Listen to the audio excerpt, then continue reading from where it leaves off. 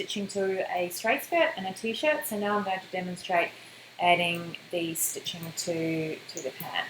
So I'm going to grab my pen, and I'm just going to get on the right, obviously my layer. You can see it's got that symbol. That means that the layer is not on the right layer or it's locked. So yeah, you can see that's blue highlight. So I'm on my pant layer. So now you can see the little asterisks with my pen there, means I can draw. So I'm going to draw in the fly because we need the stitching for the fly there. So I'm going to hold down Shift to keep it parallel to the centre front seam, and on the side where, have a look at your own jeans and have a look at your own pants and things, and have a look at where the length of the zip underneath, and then just draw a line and then angle it downwards because we are going to curve that off in a sec. So you've got a little bit of a tail there, press escape. So zoom in. So I can see there, maybe I need to just curve off that. So the only tool to create curves is the anchor point tool. So just start dragging out some tiny curves, and you can see my handles are coming out and it's generating a curve coming through there. So at this point you may or may not need to adjust either this with your direct select tool to select that anchor. You may need to arrow it slightly in, or no, that's starting to not look so good, or you may need to arrow it out, or you can select that one and arrow it in. Just depends on whether you think that line is straight. So once you've got it right, just go to your brushes and select the right stitch brush. I'll select it and then I'll bring it down to 0.5. So yeah, cool, that looks good. So we've learned how to do waistbands on the skirts, so there's no need to show you here. What I'll do though is I'm going to show putting it around the pocket, because sometimes this can be a bit tricky. So if my computer's a bit slow at the moment because I'm uploading a video and my poor old little MacBook Pro is struggling. So anyway, we've got that there. So I'm going to go Command C. So all we want to do is, because we want to mirror stitch line to mirror that seam there, or the edge, I'm going to go Command C to copy, or Control, and Command or Control F to paste to the front.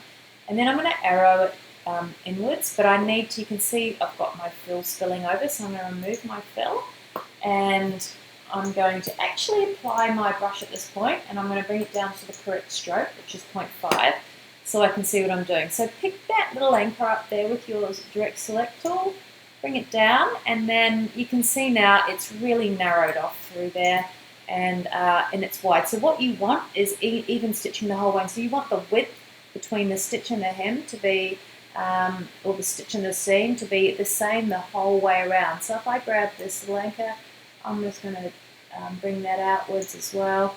So you can see when I adjust one, it really affects the other, like anything in life. So if I just I'll just lengthen that handle, just have a play lengthening. See, this is where it starts to get tricky. You start to see that, that I move this one and then it goes and moves this one, so it's really annoying. So what you can do is, perhaps I'll just move this down a little bit to here. It might help. If you find that you can't achieve the consistency through the curve with just the one handle, you may need to drag out a fresh handle at the top. So go to my anchor point tool and just drag out a fresh handle.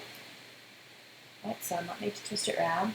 Alright, go straight back to your direct select tool. Don't continue editing with that anchor point tool. So now I'm going to bring it in at the bottom. I might just reduce it because that way I can get the curve happening around there. And then I'm going to use this handle to generate and to edit the curve through the top part of the stitching. So, yeah. So you just make little mini adjustments until you feel, I can see through there. It just gets a little bit fiddly. So, and you can see it's narrowed off there, so I need to bring that out. So yeah, it's a little bit tricky coming through there. And now I sort of feel like it's, too wide. So look, I'm going to just, one more little play, I'm just going to bring that inwards. I feel like it's, oops, Command Z. Undo, Control Z. Oh, Control Z. Alright, I'm going to grab that and I'm going to arrow it over with my right arrow. So I'm just going to tap that and I'm going to select that little anchor and I'm going to arrow that upwards for a minute. Alright, so I can see it's too wide through there. So maybe I'll just pick that up through there and just try and bring that inwards and see what it does. It's very hard to get. Maybe did that one, arrow out, and get that one, and arrow down. And let's have a look. Okay, I reckon that looks pretty good. So yeah, it's tricky getting things around corners. So or round curves, getting your stitching, and as I said, you need to retain that consistency in the width best you can. So maybe when you're done, so you don't have to do it again, right-click arrange, reflect, and make a copy.